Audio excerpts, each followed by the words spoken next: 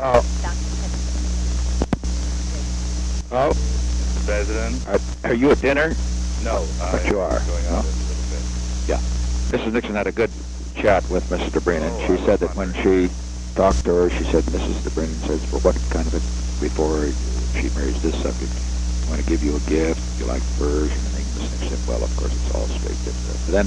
But of course, it's very gracious. And then Mrs. Nixon raised this point. So I just hope it won't hurt the visit. Mrs. Dobrynin squeezed her hand and said with almost tears in her eyes, I hope not, I hope not.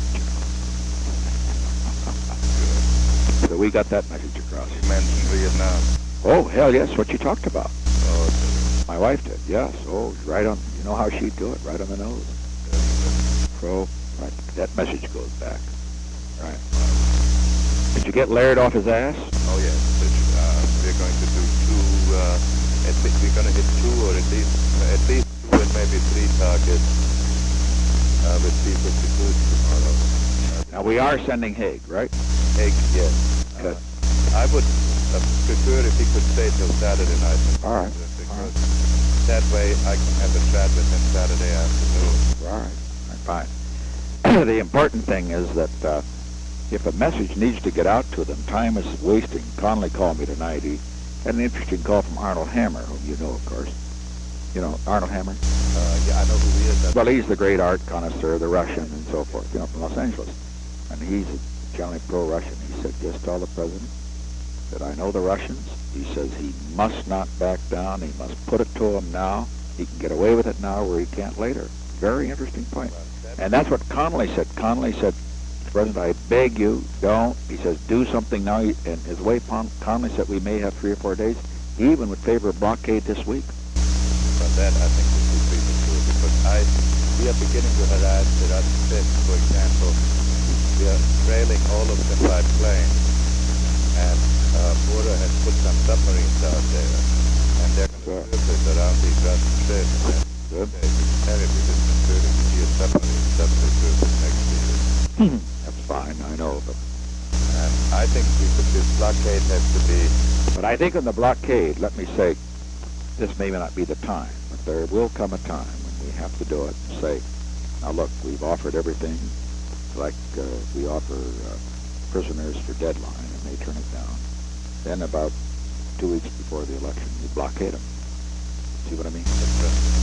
And that would have enormous public support. Or, Maybe earlier. well, earlier, of course, if we come that far along the game, but I am thinking if the damn thing drags out that long. Right.